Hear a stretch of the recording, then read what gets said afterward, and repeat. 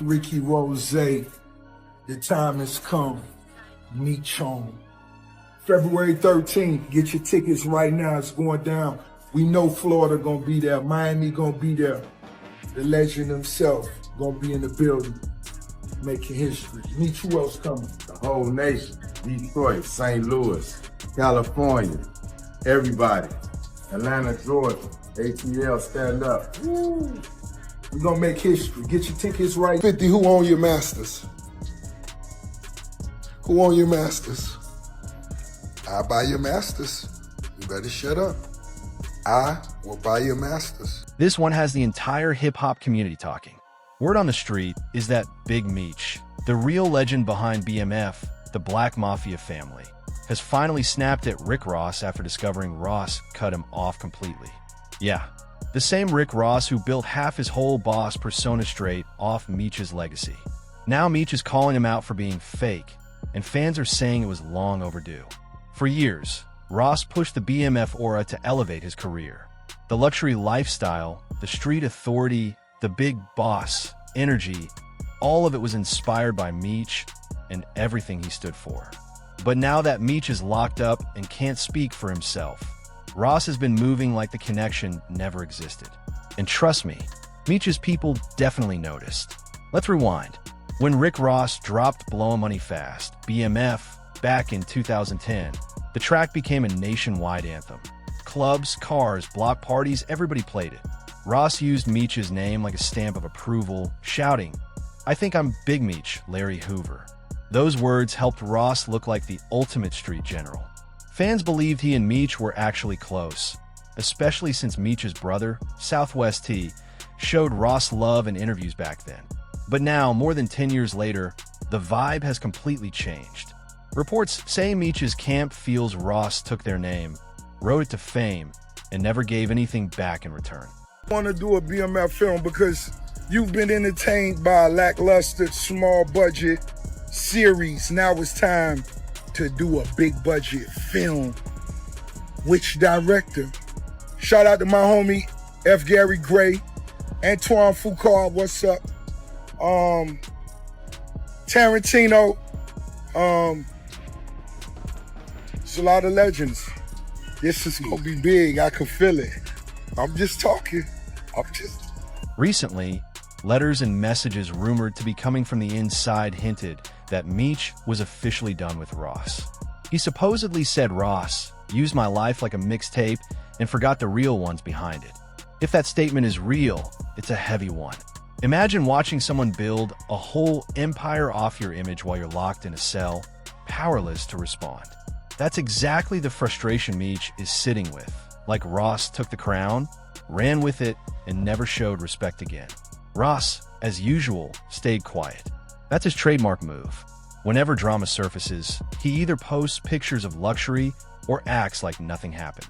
But this time, that silence only made the situation louder, because then 50 Cent stepped in. And 50 didn't waste a second. Already producing the BMF series and having real history tied to the story, 50 jumped in with his usual savage timing. He dropped a cryptic message: "You can't steal another man's life and call yourself real." Everyone knew exactly who he was talking about. 50 had been waiting for this moment, and Meech's frustration gave him the perfect opening. Fans immediately started connecting the dots. Ross had stopped mentioning Meech, avoided anything BMF related, and even unfollowed people connected to the movement. And when you mix silence with suspicion, that's when the streets start talking loudest. Have you ever seen anybody confront Rick Ross about you? Not in person, no. Anytime I'm around, he disappears. But is there any video of anybody hey, why are you running around with this dude's name? To understand why Meech feels so betrayed, you really have to look at the history between him and Ross. Back in the mid-2000s, when BMF was still active, Meech wasn't just known. He was already a full-blown icon. The cars, the parties, the way he supported artists before they blew up. His lifestyle shaped an entire wave of hip-hop.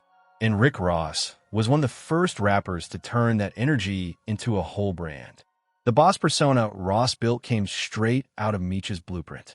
From a Maybach to the velvet drip, Everything about Ross' image carried that BMF vibe. And for a while, it really looked like he was honoring the movement. But things changed once rumors about Ross passed as a correctional officer started circulating. People began questioning how authentic he truly was, and leaning on Meech's name became a way to keep his street credibility alive. Ross doubled down on the BMF lifestyle, even while Meech was battling for his freedom in court. Meech never publicly complained, but those close to him said he figured Ross would eventually give something back. Maybe support the family, maybe shout out the BMF members who were still struggling. Just something. But that moment never came. Ross made millions off that image, launched MMG, Maybach Music Group, and built a global empire, all while rarely acknowledging the very people who inspired his rise in the first place. I feel bad for Lil Meech. I don't feel bad for no grown man on this planet. Like, I'm a grown man. Why the I gotta feel bad for another grown man? Like, you a grown man too. What you asking for my sympathy for? You be alright. That's where the tension really began to build. When the BMF TV series dropped under 50 Cent's direction, it brought the real story back into the spotlight. And suddenly people started asking, where's Rick Ross in all this? Why isn't he involved if he was so BMF? That question started spreading fast, and according to some reports, it eventually reached Meech inside.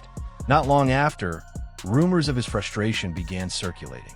Meech allegedly told a few close friends, "He was never one of us. He acted the part, but never paid the price." That line caught fire instantly. And 50 being 50? Of course he couldn't let it slide. On Instagram Live, he laughed and said, "Ross thought he was Meech, but the real Meech just woke up." The comments went crazy. Fans said 50 was speaking for every real one who's ever watched someone pretend to live a lifestyle they never earned. Ross still didn't respond publicly. He never does when 50 jumps in, but insiders claimed he was heated. People around his camp said he felt disrespected because he believes he always showed Meech love through his music. But love without loyalty doesn't hit the same. And when you think about it, you can see why Meech might feel some type of way. From behind bars, all he sees is people cashing in on the legacy he built. Rappers, TV networks, producers. While the man who started everything is still locked up, in his eyes, Ross was supposed to hold the name down to keep that respect alive. Instead, it looks like Ross got rich off the BMF energy and moved on. To Meech, it's not business, it feels like betrayal. I wasn't going to address this because I'm not trying to let nobody trick me off the streets. But I never folded, never told, never will. Death before the time, always with me. So I'm doing this for my loved ones and the support of my friends and family. Suddenly, the whole situation turned into a digital storm. Podcasts started debating it. YouTube creators dropped breakdowns. Fans began choosing sides. Team Meech versus Team Ross. And 50 kept pouring fuel on the fire, even hinting that he might include a Ross-inspired moment in a future BMF episode, just to show the difference between acting like a boss and being one. Classic 50, petty, sharp, and calculated all at once. Ross's image took another hit when people began comparing how 50 supports Meech's family versus how Ross has handled things over the years. The conversation kept growing, and so did the tension.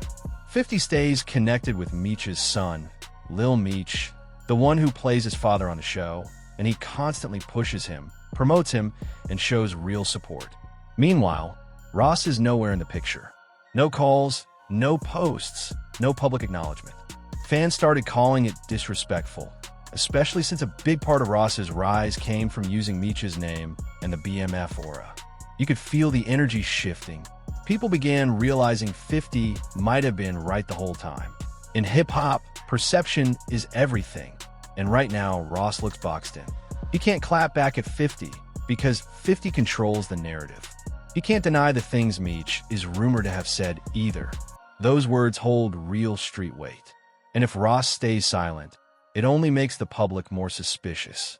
Either way, Ross looks stuck, while 50 seems to be enjoying every second of the drama. Now let's talk about what comes next, because this situation isn't slowing down anytime soon.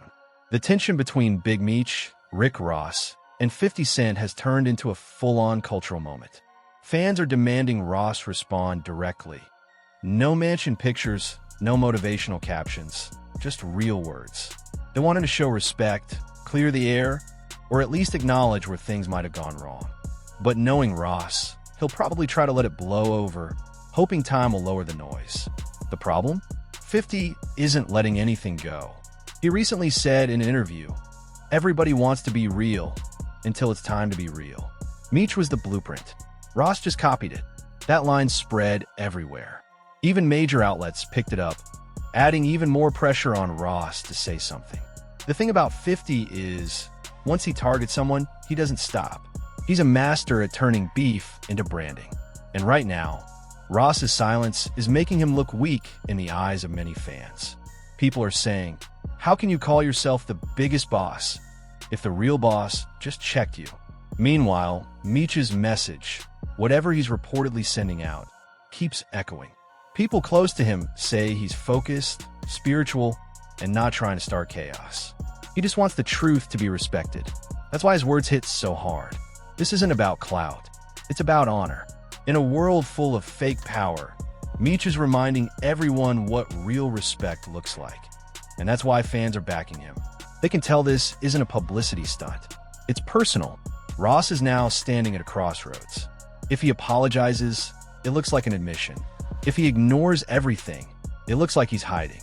Either way, the damage is already visible. The man who once rapped, "I think I'm Big Meech," now looks like the total opposite in the eyes of many fans. And 50's reactions keep making the situation even worse for him. Every time Ross posts anything, 50 shows up with a meme or a slick comment, reminding everyone, "You borrowed that boss talk." It's savage, but the internet eats it up because it's hilarious and brutal at the same time. But at its core, this whole situation is bigger than hip-hop drama. It's about legacy. Big Meech created something that still inspires the culture decades later. Ross may have tapped into that energy, but authenticity isn't something you can borrow forever. And 50 used his massive platform to shine a light on that truth. And once he did, fans took the conversation and ran with it. Now the streets are talking. The blogs are feasting. And everyone is watching to see what happens next. One thing's clear, you don't play with legends. And if the rumors are accurate, Ross might be realizing that the hard way. Because when Big Meech speaks, the culture pays attention. And this time, the message couldn't be louder. You can't distance yourself from the real and still expect to be seen as real.